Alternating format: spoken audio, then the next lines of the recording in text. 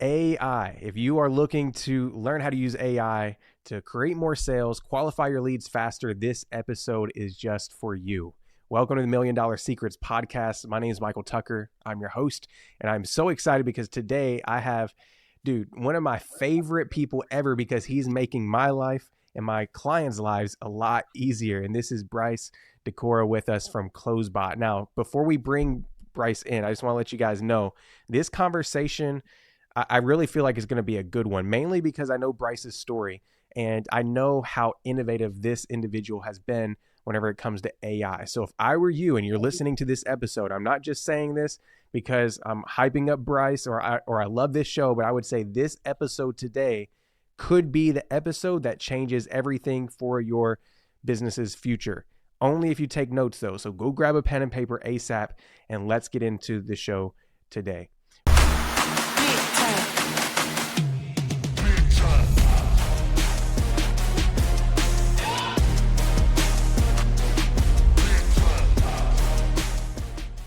Bryce, welcome in, man, to Million Dollar Secrets. So excited to have you, brother. I know this conversation is really overdue, but I'm excited to kind of dive in and share everybody what you all have been doing with AI innovation, man. Lately, I've been diving into AI myself in my digital marketing agency, and we started using your tool, CloseBot, and it's just transformed everything for us. So go ahead real quick in 2 minutes or less, share a little bit about who you are, what you do, so our audience can kind of get a quick glimpse. Well, my name is Bryce DeCora. I grew up in small town Nebraska. Really loved math and science, so went to engineering school with the hope to graduate and be an awesome engineer. I was on track for that. Graduated, went to Boeing, and that's where I found out that the 9 to 5 isn't all it's cracked up to be. That $80,000 salary didn't stretch quite as far as I thought it would. You know, when you're young and you think of an $80,000 engineering salary, that sounds like a lot of money. But when you live out in, I moved to Seattle, it's more expensive. I had a wife and son at the time, and it didn't take long for me to just want more. So I ended up leaving Boeing to do real estate with my wife. Also found out that I'm not very good at sales. So, I was happier because I had my free time and I could spend time with family, but really unhappy doing sales all day. So as a tech person does when they're uncomfortable, I spent less time doing sales and more time working with my automations in the real estate business, which doesn't bring sales. And I ended up losing us a lot of money not doing the sales work. But one of the things that I was able to accomplish was automating lead qualification. I was pumped until the real estate market took a dive. And luckily, that was what I needed to kick me into founding CloseBot. A bunch of people saw what I was doing and they kind of wanted it for their business. It expanded into other niches. And now we have the self-serve drag and drop builder that is CloseBot. I love it, man. I love it. I really want to know like how that transition from real estate to doing tech. Number one, I know this is more for me just knowing, probably not the audience, but for me knowing, like you must have built something super good for your audience or for like the peers around you to want that first iteration of CloseBot. It probably wasn't even CloseBot at the time. So No. what did that look like when you were building out these automations? Was the first iteration literally AI bots, or were you just like had these automations that were crushing it? Like, I guess my question is, was there AI in the beginning or was it just automation? This is just for me being a little nerdy and I want to kind of know what was at the very beginning. Yeah, at the very beginning, there was AI. In fact, at Boeing, I was in an AI group. So I was used to training my own LLMs for generative text. And what made this start working, so I built it with my own LLM that I trained. And it wasn't very good. This was like probably 3.5 years ago. And I just kept tweaking and trying to improve my model. It didn't actually start working until I was able to switch out my model for OpenAI's model. So it was always AI, but I knew early on the limitations of AI, what it was good and bad at, which is why we're dynamically changing the instruction that's sent to the AI. What we call agents now was kind of doing that before, sending it to specialized agents that could then route to different LLMs based on what was happening. All that stuff happens in the background, and that's really the intellectual property behind CloseBot and why people find it so reliable. Awesome. So at the very beginning, there was AI. So just so you guys know, to give a little context, so Bryce went from real estate to transitioning and started an AI agent, an AI bot. I guess different people call it different things, company. And so now they have a company where they specifically, if I was to dumb it down, have AI qualify and book your calls for you. I want to know, what was the hardest part of going from real estate to building a tech company? Because I'm going to be honest Oh with you, gosh. man. Like those are, I feel like they're completely different. The reason why I resonate with you so much, Bryce, we both come from small towns. Where I live, there's like, I actually still live in a town of like 2,000 or 3,000 people. And I've been in real estate, right? We actually still flip a little houses here and there. But what was the biggest struggle from you going to real estate to starting a tech company? Because it sounds like you didn't really anticipate starting the tech side of things. Like if we're all like just being honest. So I would love to know from somebody that you guys are doing very well now, from what I can see from the outside looking in. What was the big hiccups at first as you made that transition? Were there any? Were there any? Yeah. Yeah. And it's changed. Right when I started, I think the hardest part was, I think when you have an application out there in production, you could break at any time. And people count on that. They're paying you money with the promise that AI doesn't take bathroom breaks, is the tag phrase. So it would break sometimes middle of the night. I had to have my notifications always on, and I would have to go fix it. Didn't matter when. That was the hardest part starting out. But then as we started to grow, um, the hardest part was trying to do everything. Like I was support, I was onboarding, I was the demo call person, I was marketing, I was coding. So there would be sometimes where I'd be in an onboarding call and I would have the window open to monitor the application. I would see it go down while I'm on an onboarding call, and I would try to like be talking to them and doing their onboarding While you're while trying to fixing diagnose what's bugs. wrong. Yeah. And That's crazy. that was So, wild. but now, how big's your company right now? How many? I would say between contractors and employees, how many are with you all? With contractors and employees, about 20 people. We have 11 Gotcha. So you full-time went from a staff members. solopreneur, which I think we all can relate, running that solo. But that's a little bit extreme. You know, you're doing coding, doing onboarding calls, doing customer support all at once. So growing it, what was the switch? Like, when did you know, hey, I gotta hire? Was there like a certain money threshold, or just a certain time in your life when you were fed up?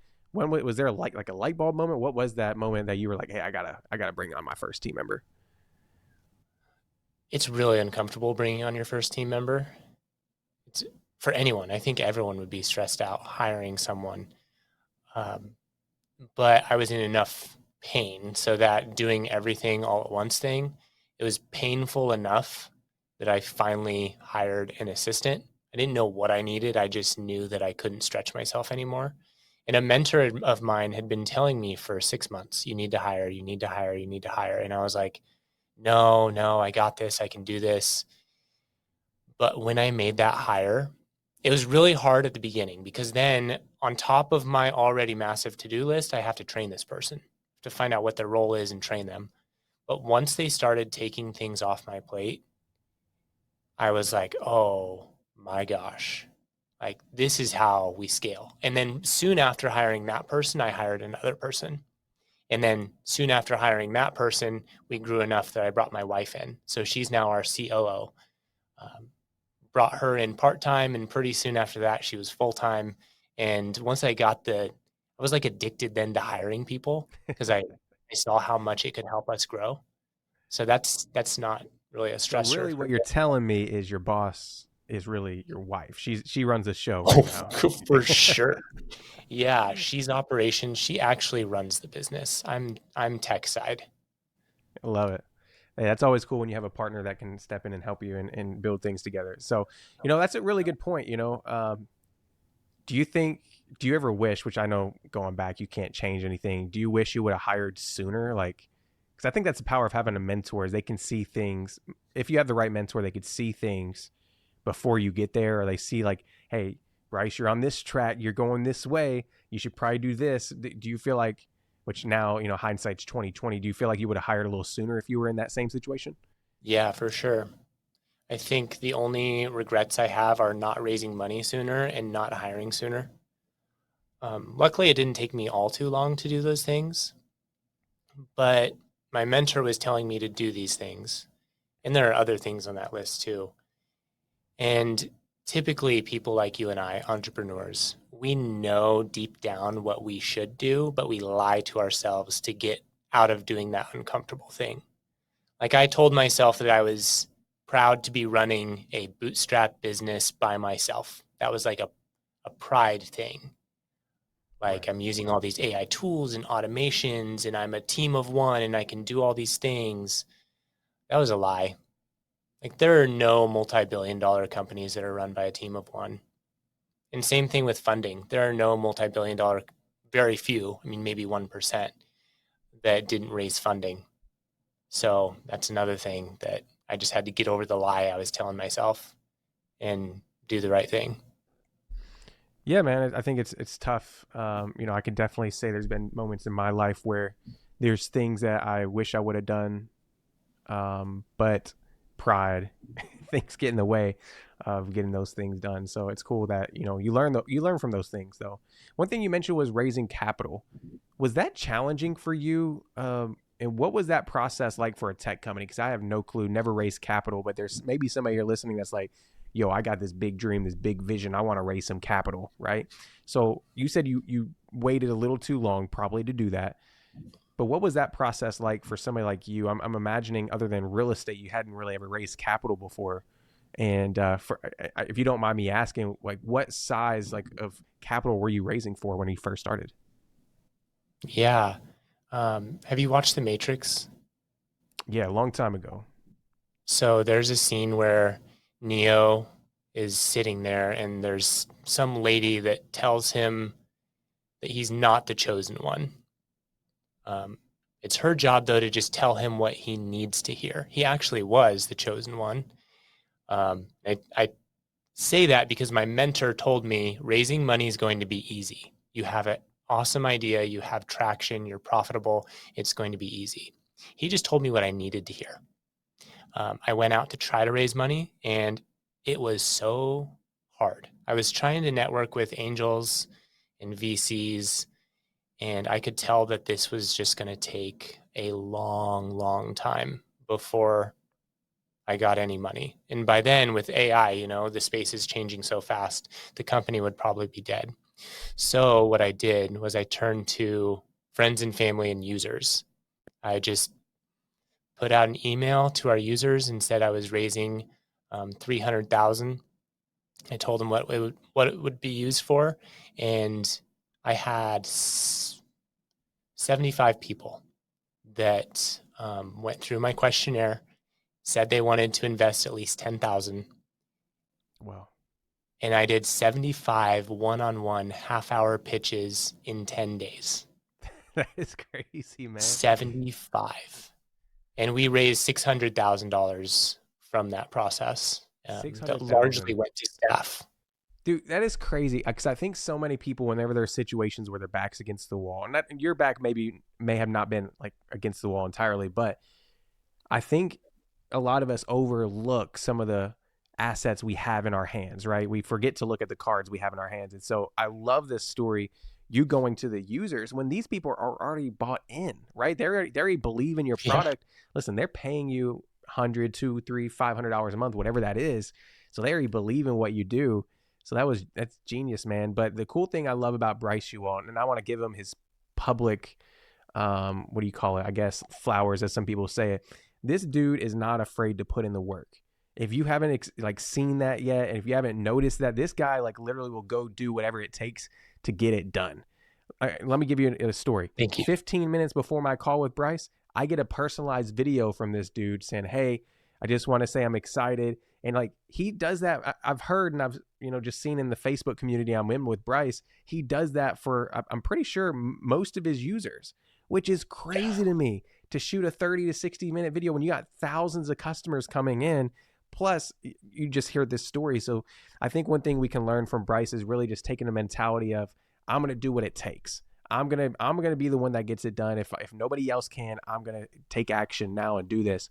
Because Bryce, dude, I've slowly been in the background just watching you and how you operate, and I'm truly impressed. So I just want to say, man, kudos to you, man, for being a big example to entrepreneurs out there on what it takes to win. And $600,000 in 10 days, bro, just from It's your hard. users, That's family, probably and the friends. hardest thing I've ever done, because I'm an introvert.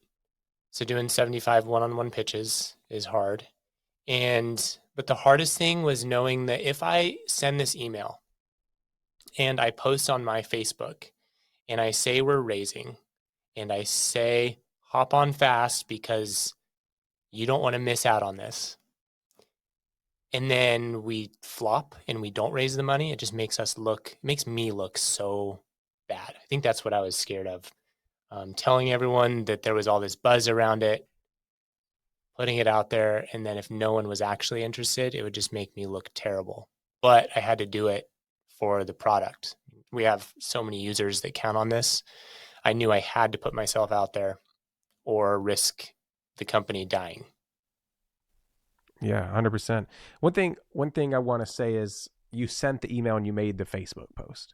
That's the thing. I think once you do that, there's no turning back. And so many people are afraid to make that post or send that email. Just do it, y'all. And then once you do it, it creates accountability. Now, what Bryce just said is he doesn't want to look bad. He don't want people, like, listen, people probably come to him if he, or maybe if he did or didn't, but they'd be coming to him 2 or 3 weeks later saying, hey, Bryce, how's it going raising money?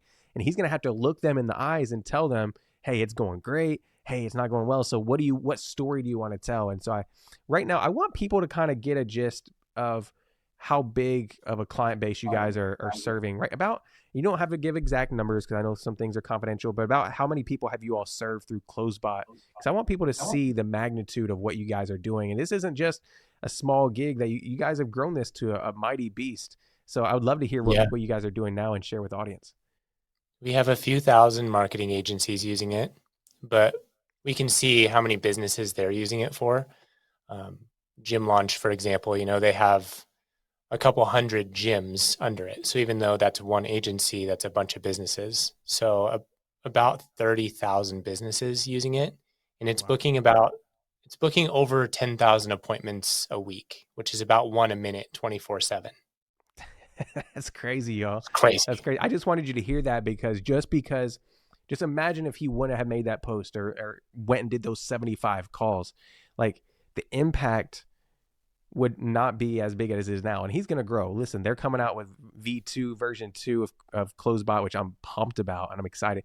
I need to learn about everything you guys are maneuvering and changing because, bro, it's so crazy what you guys are doing. But just imagine, none of that would probably be even possible if he would have delayed. So you could see the impact is just growing and growing and growing. He's going to impact millions. Well, this is impacting millions of people because all of his users are going in, booking appointments and making sales for people that are, getting served. And so it's crazy, just to see what one step of faith into, taking action can do for you. So, right now, Bryce, you're doing pretty well. You got into this place where went from real estate, doing AI, raised money. What about building a team, right? Because going from solopreneur to 20 people is a lot of different beast, right? And I know there's people that maybe listen to this, they have 50 employees, 100. It is what it is. Going from solopreneur to 20 people is a different ballgame. What tips and advice would you give for somebody that's growing a team actively and they want to better their leadership skills? And specifically on the digital world, because I'm assuming majority of your employees are virtual, right? Yeah, there are 6 of us local to the Seattle area that we all work in an office together. The rest are virtual.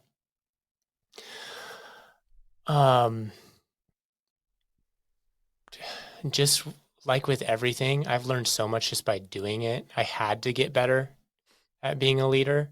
I think what helped the most with us is that we established a vision and our pillars early on in the business. And what does that mean? Our vision is, we allow marketing agencies to build expert level bots quickly and easily. Any one of our employees knows that. They know that by heart. And then our pillars are innovation, community, and quality. So when we establish our headlights, they can see where we're going. And if I'm able to be positive and enthusiastic about that vision, they just do what needs to be done. I wouldn't say I'm a fantastic leader. I've never done this before. I didn't think of myself as a management type person. I always just wanted to be a developer, but it's kind of happened naturally because they know the vision and the pillars. They see where we're going. They're excited about it. They want to be part of that. They can stand behind me. And then it's just up to me to be positive and happy and clearly line out what their roles are. And man, it's cool because as you said, your three pillars, which was innovation, community. What was the last one you said? Innovation, community, and quality. Quality. I can truly see as being a user. So I'm a user with their platform. I can truly see number one, the innovation. This is a cool thing about getting clear on your vision, your mission with your team. I can truly tell like they are every day innovating. You should see all the updates Bryce is dropping. We just did this. I'm like, bro, how do you even stay? Like, how do you get some sleep, man? You guys are always changing things and for the better, right? And I can always, the community, man, I'm in their Facebook group and there's always somebody in there lending a hand. Bryce is always commenting. And I'm not saying every founder needs to be over commenting and being as involved as Bryce is, because dude, this guy's everywhere. But what I'll say is that I can truly sense that these core values that they live by are important to them, and I think that's a good tip just for us all to remember, to remind our employees what the main goal is, what the vision is for the company, and what those core values are, because it truly does matter. And Bryce is living proof of that. So kudos to you, man, for helping live that out for your audience and showing that going the way.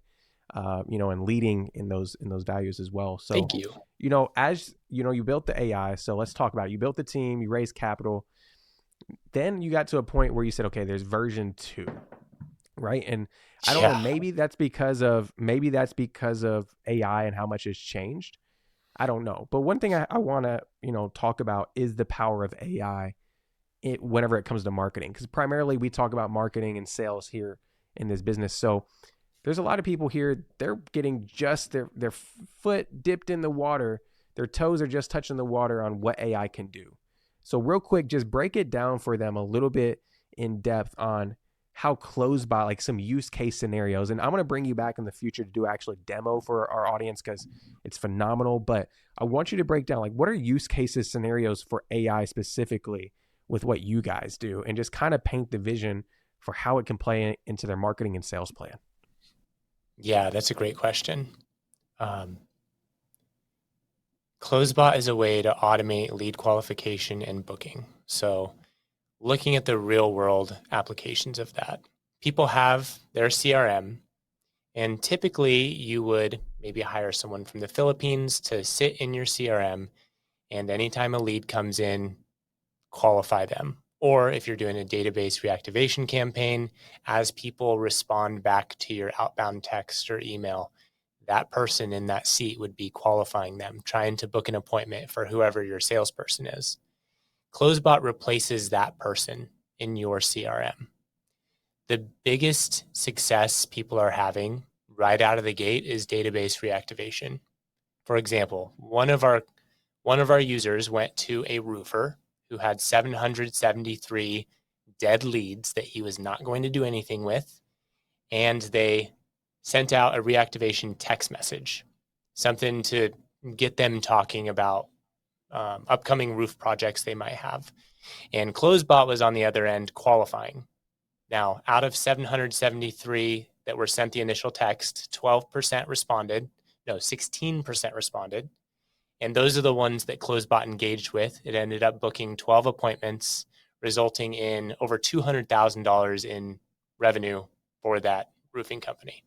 So huge. I mean, these are leads that no one has time.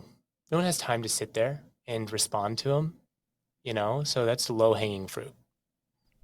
Man, that's crazy because a lot of us, I'd say a lot of you all right now listening, probably have leads you haven't talked to or you haven't really tried to sell your product to in a long time.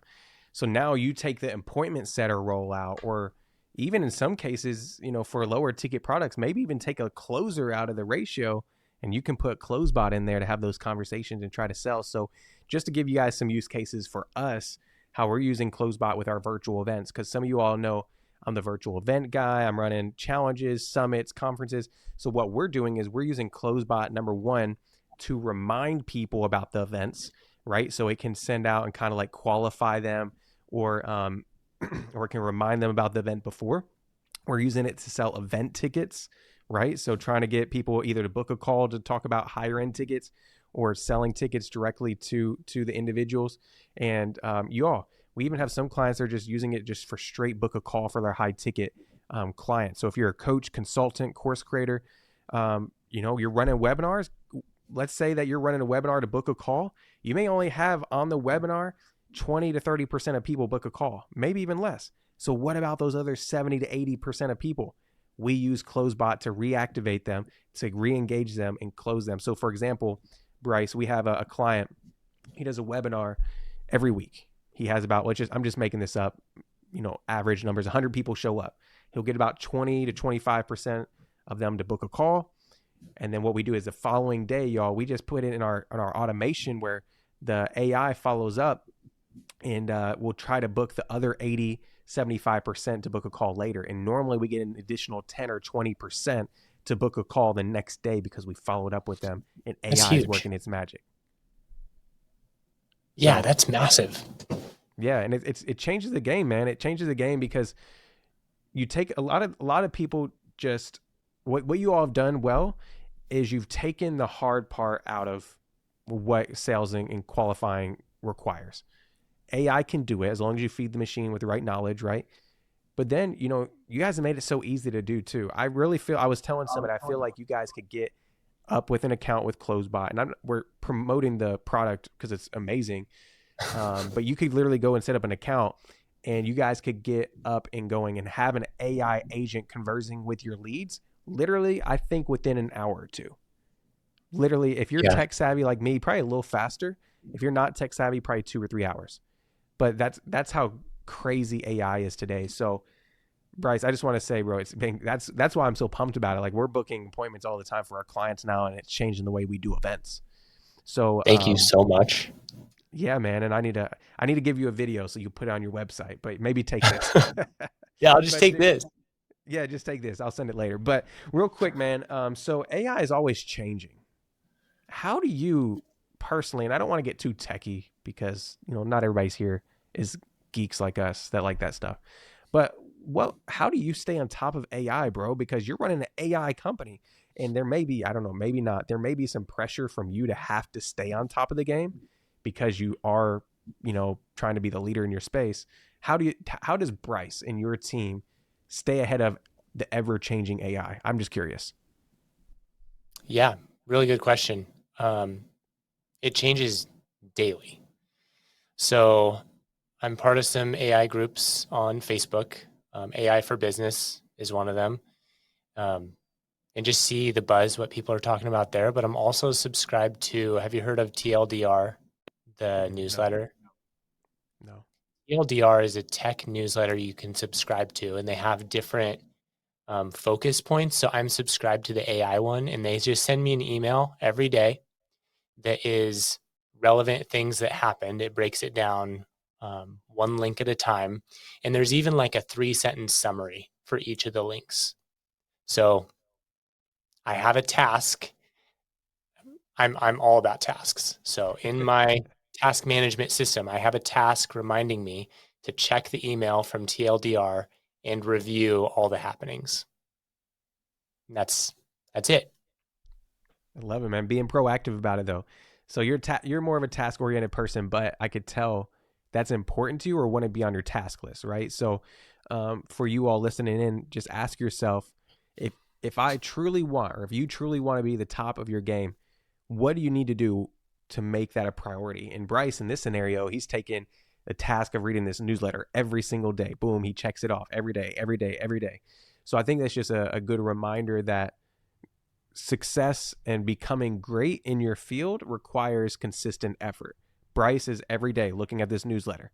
It's not just once a month, not just occasional, but especially in the AI and ever-changing field, he's having to look at it daily if he wants to stay at the top of what he's doing. So maybe it's a good thing for you guys to maybe go find some newsletters, some Facebook groups you can just subscribe to just to stay on top. And actually, one of my mentors, Bryce, he kind of instilled the same thing in me as well. What he did was he goes and subscribes to his competitors' emails.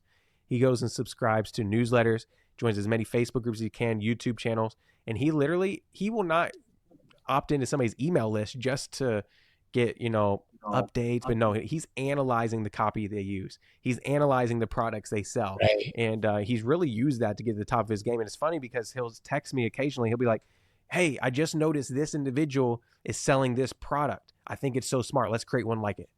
And so it's really cool to see when you adopt this mindset of a growth mindset. Let me say it this way. Once you adopt that mindset, it really will change the future. It may not be immediately, it may not be today, it may be tomorrow, but it's going to compound. And I keep saying Bryce is living proof because this dude is, but he's living proof that investing in yourself and investing in your future will compound over time. And so I think that's so important. One thing that I have been blessed with is an ability to do the same thing every day for a long, long time. If I know a task is going to get me where I want to go eventually, I will do it every day or die. Like these tasks that I have that recur every day, I have to do them. I can't physically not do them anymore. I've just like changed how I operate. I love that, man. That's like the difference between the 1%ers and the rest of the world. They're willing to do the things for a long time that other people aren't. So For a long it's time. cool, man. So what, we've been going for about 30, 35 minutes here. I'm interested, man. If you could go back and, this is one of those questions a lot of people probably ask you when you're on podcasts, but I truly am interested. If you could go back to the Bryce who was doing real estate, just got out and, with his engineering dreams, if you could go back to that person and give them one piece of advice and you said, young Bryce, do or do not do this, what would be some advice you would give the younger Bryce? Embrace the hard things. I think there were some times when I knew something was going to be hard, so I maybe waited longer than I should have to start, but if something's hard, that drastically reduces the number of people that are going to be doing that thing. It's really good to locate something that's hard, because then that means that's where most people have given up. And if you push past that hard, being part of the 1% is on the other side of that. Yeah, that could be sometimes hard as firing an employee. I've had many of those where I should have let an employee go way earlier, but because it was the hard thing, right, I kind of push it off. And listen, there's this quote one of my mentors told me, Bryce. He said, "It always costs more when you wait." And I got to thinking about it. I'm like, that's so true. You go look at an airplane ticket today for, let's just say, December 25th, Christmas. It's going to be expensive today, but it's going to be even more expensive the longer you wait, right? And so that's just you go on December 24th and try to book a Christmas ticket, you're going to be paying thousands of dollars, right? And so that's just a good reminder.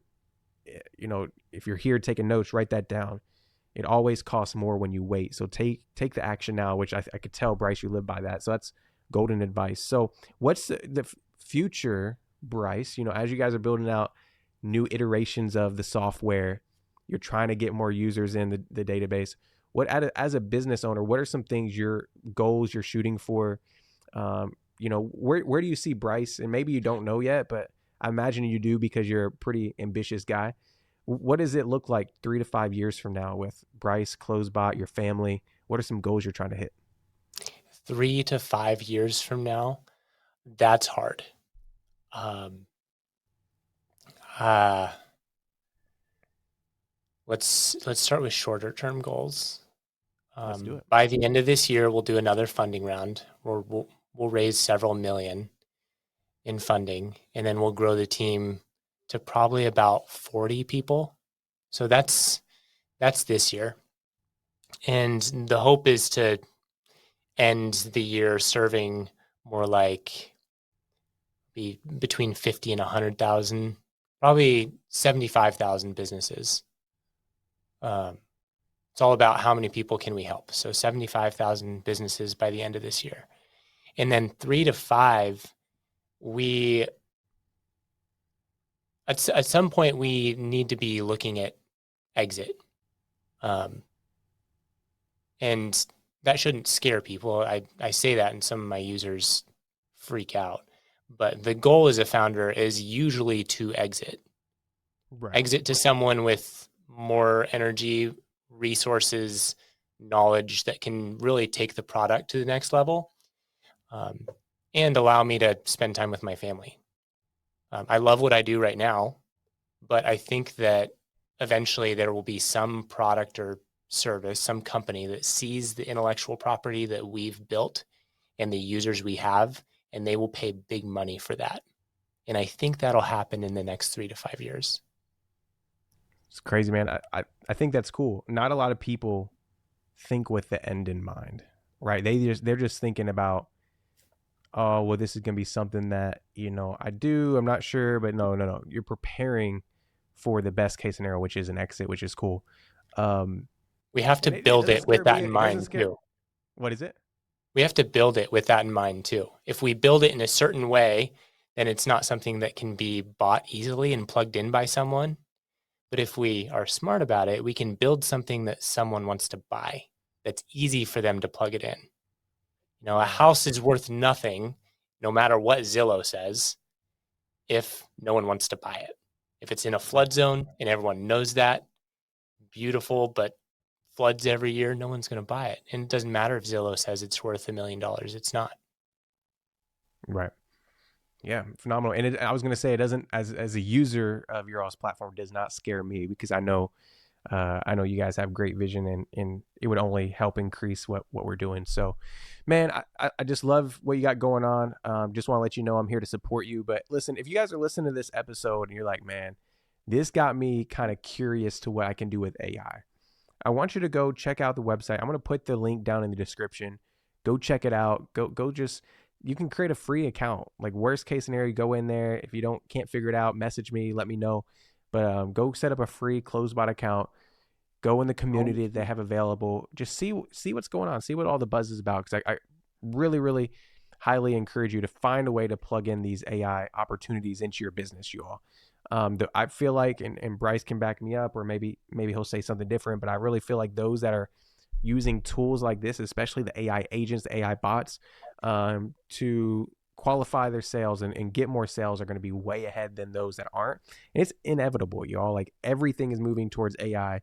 So how can you go ahead and use it now before everybody else does, right? And so, Bryce, man, I want to know, I know I'll put the link in the description, but where can people go to learn more about you, what you got going on, or where would you like to send people as we bring this plane to a close? Yeah, thank you for doing that. 2 places. LinkedIn is where I share most of my thought leadership stuff. I have really strong opinions about AI, what it should be used for, what it shouldn't be used for. And I post those ideas and thoughts on LinkedIn. Or if you're looking to hear more about what it's like building a business, running a family, being an entrepreneur, personal struggles, like all that's on Instagram. So you can find me by searching Bryce DeCora on Instagram for that. Love it, y'all. I'll also include his social media handles below so you guys can check that out. But Bryce, again, thank you so much for everything. Appreciate your heart and your effort, man. It's helping a lot of people. But you all know the drill. Go check him out. Let him know you came from the $1 Million Secrets family. And again, thank you guys for tuning in and listening today. It's been a while since I had these shows back up and going, but I'm so happy that I can bring in so many brilliant minds to come and mastermind with us virtually here on YouTube, Apple Podcasts, wherever you're listening, Spotify. But listen, if you want more of these episodes, you want to learn from people like Bryce, go ahead and click the subscribe button and share this with a friend, you all. You never know who you could help. You never know how you can be a catalyst in somebody's life just by sharing this link with them. All it takes is 3 seconds. Just copy and paste this, say, hey, give this a quick listen today. You never know whose life you could change. So with that being said, you guys, thank you for being here for another episode of the pod. We'll see you very soon in the next one. And again, let's go impact the world, make a difference, and make some money at the same time, y'all. Let's get it.